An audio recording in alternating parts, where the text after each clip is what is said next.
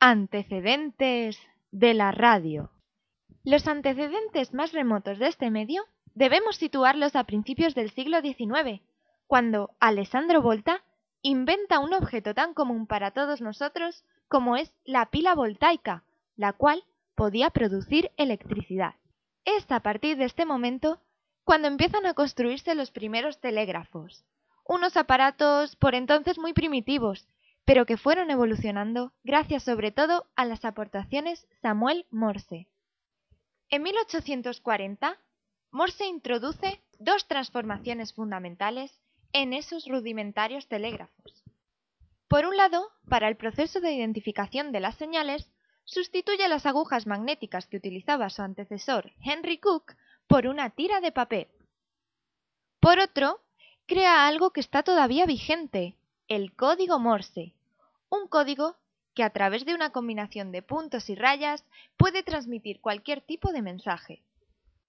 35 años después, concretamente en 1875, Graham Bell propicia el nacimiento de la telefonía.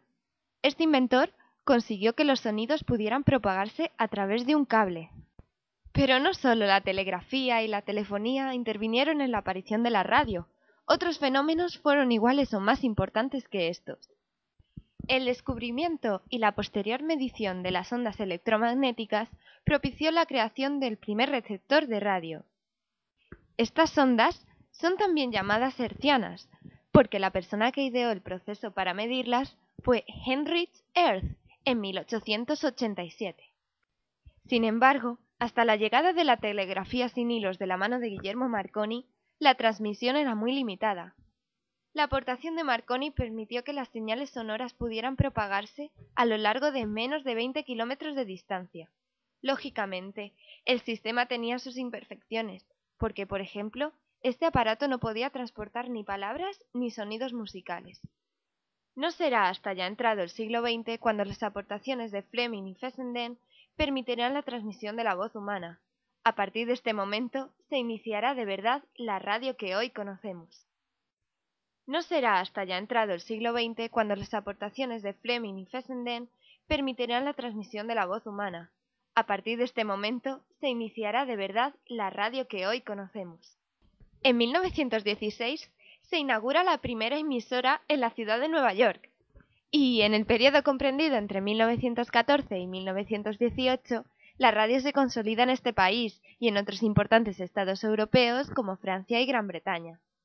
En España, la estación pionera fue EAJ-1, Radio Barcelona, E por España, AJ por las estaciones de telegrafía y 1 por ser la primera. A pesar de ello, las primeras emisiones en nuestro país se deben a Radio Ibérica de Madrid, en 1923. En 1930 nace EAJ-15, Radio Asociación de Cataluña, que emite su programación en catalán. Esto provocó tal competencia entre las principales emisoras catalanas que llevó a que Radio Barcelona también emitiese en catalán. Durante la Segunda República, el número de radios empezó a aumentar en el país y al estallar la Guerra Civil, esta se convirtió en un medio mediante el cual los partidos exponían sus ideas. Durante la dictadura, la radio fue controlada por el gobierno. Este periodo fue una época de censura para la radio, que solo emitía aquello con lo que el gobierno estaba de acuerdo. Al terminar la guerra en 1939, se creó la RNE, Radio Nacional de España, que se convirtió en monopolio radiofónico de la época. En 1942, el Estado creó REDERA, Red Nacional de Radiodifusión. Los aparatos radiofónicos seguían aumentando, llegando a ser España uno de los países que más radios tenía. Igualmente, crecieron las emisoras de radio, y especialmente las vinculadas con la política. En 1954 se crea la cadena REM, en 1957 la COPE y en el 61 la CES. La llegada de la televisión supuso un cambio para la radio, especialmente en los años 70, que es cuando más se extiende este nuevo medio. Las emisoras tuvieron que modificar su programación para seguir atrayendo al pueblo. Ya con la muerte de Franco, la radio volvió a sufrir otro cambio.